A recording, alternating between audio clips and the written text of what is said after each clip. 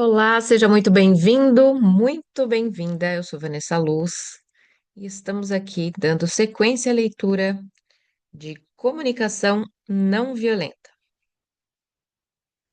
um livro para todas as pessoas que se sentem incompreendidas quando tentam conversar. Bora lá. A depressão é a recompensa que ganhamos por sermos bons. Enfim, para ilustrar como o uso de uma linguagem vaga favorece a confusão interna, gostaria de apresentar uma conversa que eu invariavelmente tinha em meu trabalho como psicólogo clínico com os muitos pacientes que vinham me procurar se queixando de depressão. Depois de eu mostrar empatia com a profundidade dos sentimentos que o paciente tinha acabado de expressar, nossos diálogos costumavam continuar da seguinte maneira: Eu, o que você está querendo e não está obtendo? O paciente, não sei o que quero. Eu, achei que você fosse dizer isso. O paciente, por quê? Eu, minha teoria é que ficamos deprimidos porque não estamos obtendo o que queremos. E isso acontece porque nunca nos ensinaram a obter o que queremos. Em vez disso, fomos ensinados a ser bons meninos e meninas e bons pais e mães. Se vamos ser qualquer uma dessas coisas boas, é melhor nos acostumarmos a ficar deprimidos. A depressão é a recompensa que ganhamos por sermos bons. Mas se você quer sentir-se melhor, esclareça o que gostaria que as pessoas fizessem para tornar a vida mais maravilhosa para você. Paciente. Eu só quero que alguém me ame. Isso não é pedir demais, é? Eu. É um bom começo. Agora eu gostaria que você esclarecesse o que gostaria que as pessoas fizessem para satisfazer sua necessidade de ser amado. Por exemplo, o que eu poderia fazer nesse momento? Paciente. Bem, o senhor sabe, eu. Não estou certo que saiba. Não estou certo de que saiba. Gostaria que você me dissesse o que gostaria que eu ou os outros fizessem para lhe dar o amor que você procura. O paciente. Isso é difícil. Eu. Sim, pode ser difícil formular solicitações claras, mas pense em quanto será difícil para os outros responder à nossa solicitação se nós mesmos não temos clareza quanto ao que queremos. Paciente. Estou começando a tornar mais claro o que desejo que os outros façam para atender a minha necessidade de amor, mas é constrangedor. Eu. Sim, frequentemente é constrangedor. Então, o que você gostaria que eu ou os outros fizéssemos? Paciente. Se for para realmente refletir o que eu estou pedindo quando peço para ser amado, acho que quero que adivinhem o que eu quero antes mesmo que eu tome consciência do meu desejo. E então, quero que ele seja sempre realizado. Eu estou grato por sua clareza. Espero que agora você possa compreender que não é provável que você encontre alguém que possa atender sua necessidade de amor, se isso é o que a pessoa precisa saber fazer.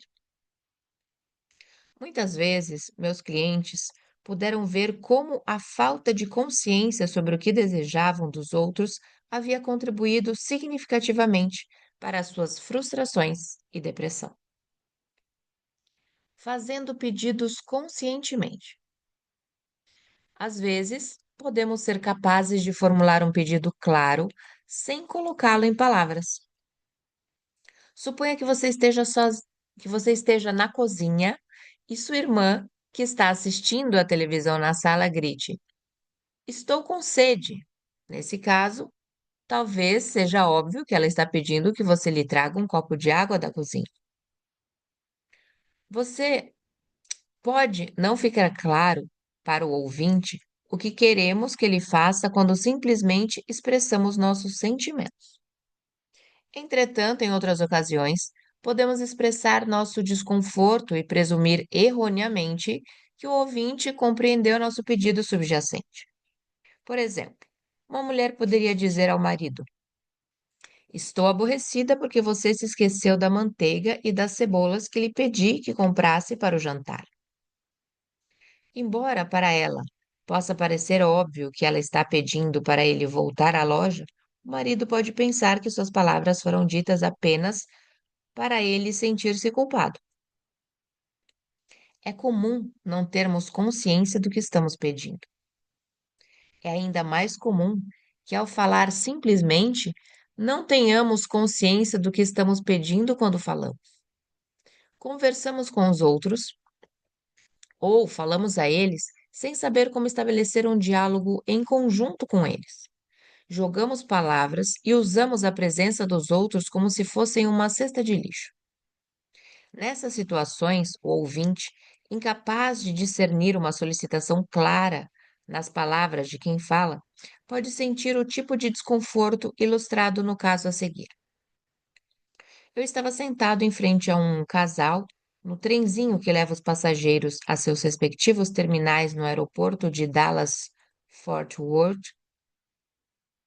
Para passageiros que estão com pressa para pegar um avião, o ritmo de lesma do trem pode muito bem ser irritante. O homem se virou para a esposa e disse com intensidade: Nunca vi um trem andar tão devagar em toda a minha vida. Ela não disse nada, parecendo tensa e desconfortável a respeito de que a resposta, de que resposta ele estava esperando dela. Ele então fez o que muitos de nós fazemos quando não estamos obtendo a resposta que queríamos. Ele se repetiu. Numa voz acentuadamente mais forte, ele exclamou: Nunca vi um trem andar tão devagar em toda a minha vida. A esposa, sem saber o que responder, pareceu ainda mais perturbada. Em desespero, ela se virou para ele e disse: A velocidade deles é controlada eletronicamente. Eu não esperava que essa informação o satisfizesse, e de fato não o satisfez, pois ele repetiu pela terceira vez, e ainda mais alto: Nunca vi um trem andar tão devagar em toda a minha vida. A paciência da mulher estava claramente esgotada, pois ela retrucou, irritada: Bem, o que você quer que eu faça? Quer que salte lá fora e empurre? Agora havia duas pessoas angustiadas. Solicitações não acompanhadas dos sentimentos e necessidades do solicitante podem soar como exigências. Que tipo de resposta o homem estava querendo? Acredito que ele queria ouvir que seu desconforto estava sendo compreendido. Se a esposa tivesse sabido disso, ela poderia ter respondido: Parece que você está com medo de que percamos nosso avião e contrariado porque preferiria um trem mais rápido ligando esses terminais. No diálogo acima, a mulher escutou a frustração do marido, mas não conseguiu entender o que ele estava pedindo. Igualmente problemática é a situação oposta, quando as pessoas fazem seus pedidos sem primeiro comunicar os sentimentos e necessidades por trás deles.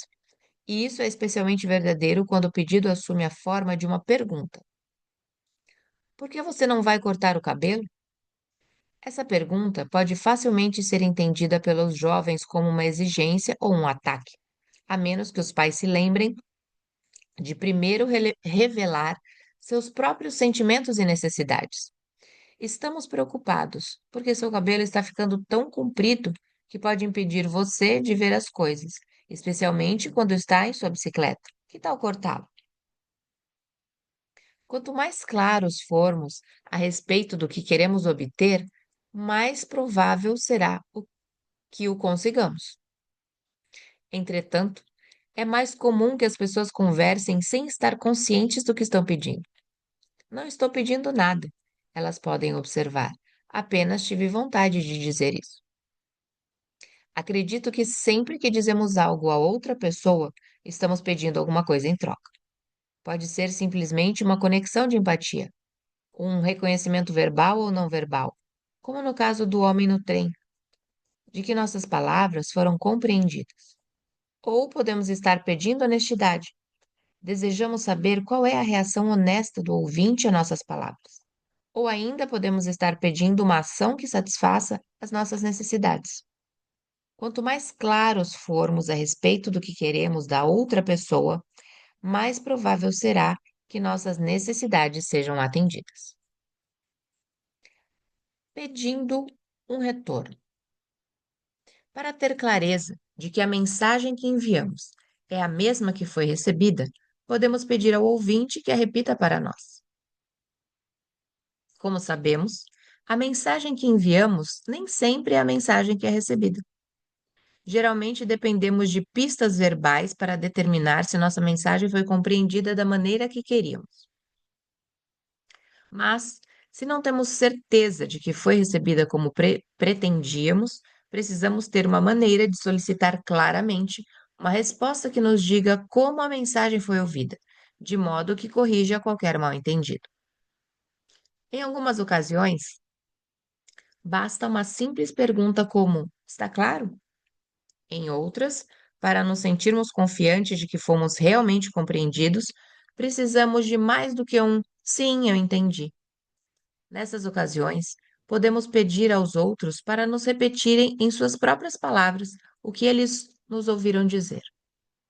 Temos então uma oportunidade de reformular partes de nossa mensagem, de modo que resolva qualquer discrepância que possamos ter notado no retorno que recebemos.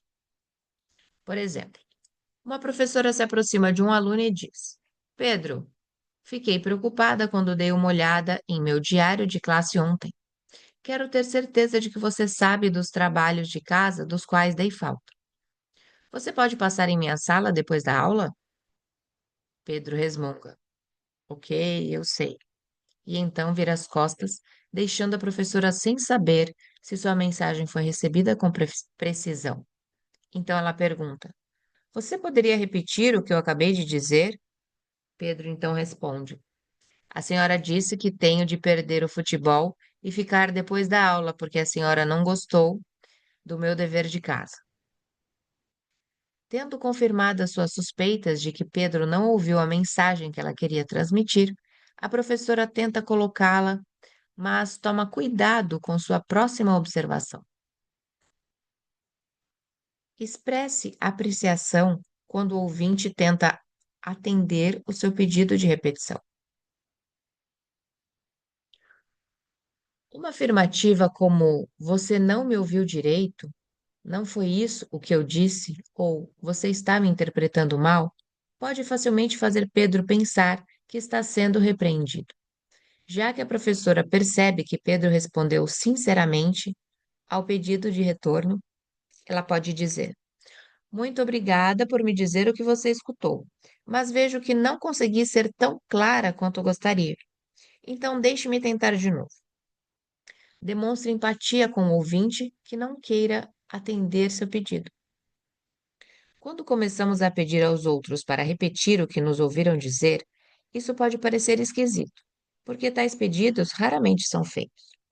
Quando enfatizo a importância de nossa capacidade de formular esses pedidos, é comum que as pessoas expressem reservas. Elas ficam preocupadas com reações como: O que você acha que eu sou? Surdo? Ou pare com seus joguinhos psicológicos. Para evitar esse tipo de resposta, podemos explicar às pessoas com antecedência, porque às vezes poderemos pedir que elas repitam nossas palavras, deixando claro que não estamos testando sua capacidade auditiva, e sim nos certificando de que nos expressamos, e sim nos certificando de que nos expressamos com clareza. Entretanto, se o ouvinte responder: Ouvi o que você disse, não sou estúpido, então, temos a opção de nos concentrarmos em seus sentimentos e necessidades e perguntar, em voz alta ou em silêncio: Você está dizendo que ficou chateado porque deseja respeito por sua capacidade de compreender as coisas? Pedindo honestidade. Depois que nos expressamos abertamente e recebemos a compreensão que desejávamos, é comum que fiquemos ansiosos para saber qual a reação da outra pessoa ao que dissemos. Geralmente, a honestidade que gostaríamos de receber toma um de três caminhos. Depois de nos expressarmos de forma vulnerável, é comum que queiramos saber: A. O que o ouvinte está sentindo? Às vezes, gostaríamos de saber quais os sentimentos que foram estimulados pelo que dissemos e as razões desses sentimentos. Poderíamos perguntar isso dessa maneira: Gostaria que você me dissesse como se sente a respeito do que acabei de falar e suas razões para sentir-se assim. B. O que o ouvinte está pensando ou, outras vezes, gostaríamos de saber algo a respeito dos pensamentos de nosso interlocutor em resposta ao que ele acabou de ouvir nos dizer. Nesses momentos é importante especificar que pensamentos gostaríamos que ele compartilhasse conosco. Por exemplo, poderíamos dizer: Gostaria que você me dissesse se prevê que minha proposta terá sucesso, e caso contrário, o que você acha que pode impedir seu sucesso? Em vez de simplesmente: Gostaria que você me dissesse o que acha do que acabei de dizer. Quando não especificamos quais os pensamentos que gostaríamos de saber, a outra pessoa pode se demorar respondendo com pensamentos que não são os que procuramos. C. Se o ouvinte está disposto a tomar determinada atitude. Às vezes ainda, gostaríamos de saber se a pessoa está disposta a tomar certas atitudes que recomendamos. Um pedido desses poderia ser: Gostaria que você me dissesse se estaria disposto a adiar nosso encontro por uma semana. O uso da CNV requer que estejamos conscientes da forma específica de honestidade que desejamos receber e que façamos esse pedido de honestidade em linguagem objetiva, fazendo pedidos a um grupo. Quando nos dirigimos a um grupo, é especialmente importante que sejamos claros a respeito do tipo de compreensão ou honestidade que desejamos obter dele depois de nos expressar. Quando não somos claros quanto à resposta que desejamos, podemos iniciar conversas improdutivas que terminam sem satisfazer as necessidades de ninguém. Ocasionalmente fui convidado a trabalhar com grupos de cidadãos preocupados com o racismo em suas comunidades. Um problema que é comum aparecer nesses grupos é que suas reuniões são tediosas e infrutíferas. Essa falta de produtividade é muito dispendiosa para os membros, que não raro devem gastar seus limitados recursos para providenciar transporte e cuidado às crianças, para que possam comparecer às reuniões. Frustrados com as longas discussões que ofereciam poucos rumos, muitos membros abandonam os grupos, declarando que aquelas reuniões eram uma perda de tempo. Além disso, as mudanças institucionais que eles estão lutando para fazer geralmente são do tipo que acontece rápida ou facilmente. Por todas essas razões, quando estes grupos efetivamente se reúnem, é importante que eles usem bem o tempo de que dispõem juntos. Conheci os membros de um desses grupos que havia se organizado para produzir mudanças no sistema escolar local. Eles acreditavam que vários pontos do sistema escolar eram discriminatórios para com os alunos com base na raça. Pelo fato de suas reuniões serem improdutivas e o grupo estar perdendo membros, eles me convidaram para observar suas discussões. Sugeri que eles conduzissem sua reunião como de costume, e eu lhes diria se visse qualquer maneira pela qual a CNV pudesse ser útil. Um homem iniciou a reunião chamando a atenção do grupo para um artigo recente de jornal, no qual uma mãe afro-americana fazia reclamações e manifestava preocupações a respeito de como o diretor da escola tratava a filha dela. Em resposta, uma mulher contou uma situação que havia ocorrido com ela quando era aluna da mesma escola. Um a um, Os membros relataram experiências semelhantes. Depois de 20 minutos, perguntei ao grupo se suas necessidades estavam sendo atendidas pela discussão em andamento. Ninguém disse que sim. Isso é o que sempre acontece nessas reuniões, disse um homem indignado. Tenho coisas melhores a fazer com meu tempo do que sentar aqui e ouvir as mesmas besteiras de sempre. Num grupo, perde-se muito tempo quando as pessoas não estão certas de que tipo de resposta desejam em torno de suas palavras. Dirigi-me então ao homem que havia iniciado a discussão. Você poderia me dizer que resposta estava esperando do grupo ao fazer o artigo do jornal, ao trazer o artigo do jornal? Achei que fosse interessante, ele respondeu. Expliquei que eu estava perguntando que tipo de resposta ele desejava obter do grupo, e não o que ele achava do artigo. Ele pensou um pouco e então admitiu: Não tenho certeza do que queria. E acredito que essa seja a razão pela qual 20 minutos do precioso tempo do grupo haviam sido desperdiçados num discurso infrutífero. Quando nos dirigimos a um grupo, sem dizermos claramente o que desejamos em resposta, é comum que se sigam discussões improdutivas.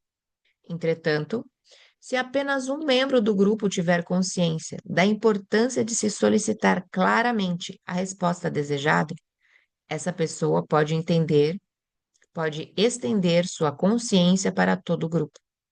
Por exemplo, quando aquele homem especial não definiu